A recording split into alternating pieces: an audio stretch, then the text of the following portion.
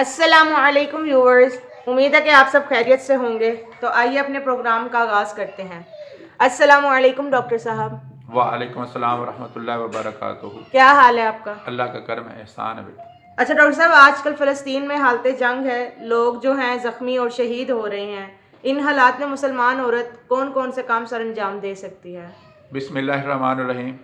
अस्सलामु अलैकुम व्यूअर्स। जैसे कि हमने एक सिलसिला औरत के जो वज़ाइफ हैं उसके हवाले से शुरू किया था।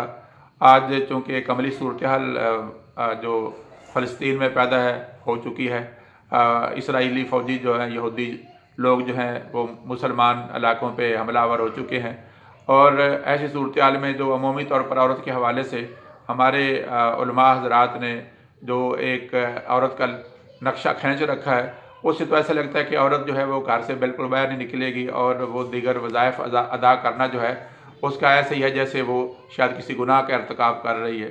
शरीयत का जो यहाँ पे हम देखते हैं कि इसके बिल्कुल बरअक्स दस्तूर है। जैसे कि हमने इससे एक पहले वीडियो में बताया है कि औरतें जो थी नबी अलैहिस्सलाम के ज़माने भी और बाद में सहाबा किराम के ज़माने भी और बाद के ज़मानों में हमेशा से न सिर्फ ये कि वो मर्दों के शाना बशाना दीगर मामलात में चली, तो वहाँ जंग के अंदर भी उन्होंने हिस्सा लिया और जंगों में बाकायदा उन्होंने कुफ़ार को तय तय किया। आज चूँकि आपका सवाल जो है कि अगर औरत जंग में हिस्सा नहीं लेती, हर औरत जो है लाजमी अमर है कि उसकी चूँकि घरेलू ज़्यादातर जिम्मेदारियाँ होती हैं, तो उसके और कौन कौन से वो वज़ाइफ जो है हालत जंग में अदा कर सकती है। तो उनमें से एक तो ये नबी अलैहिस्सलाम के ज़माने में हम देखते हैं कि सैयदा आयशा रज़ियल्लाहु तआला अन्हा जो हैं वो जब उहद की लड़ाई हुई तो वो ज़ख्मियों को जो है वो वहाँ से उनके पानी पिलाती थी। और एक तो यानी कि अगर कोई ज़ख्मी है तो वहाँ पे सबील का सिस्टम हो और औरतें अगर वहाँ पे मैसर हैं तो उन ज़ख्मियों को पानी पिलाने का काम कर सकती हैं।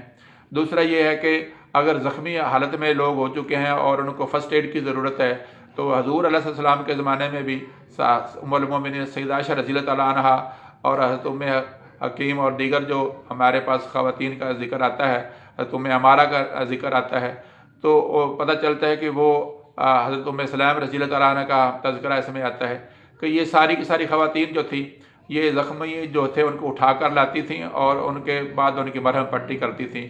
तो दोस्तों यहाँ पर एक और बड़ी बात अहम किस्म की आप देख रहे होंगे कि हालत जंग में वो जो पर्दे के अहकामात हैं या गैर महरम को छूना या उसको हाथ लगाना अमूमी तौर पर उसके करीब जाना उसको नापसंद किया गया है और बल्कि हराम की हद तक उसको देखा जाता है।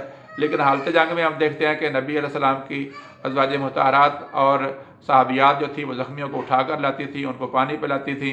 और इसके अलावा जो है औरतें जो थी उस ज़माने में तीर जो थे अपने मर्दों को पकड़ाती थी और वो तीर जो गिरते थे सही जगह पे उनको वापस लेकर आती थी।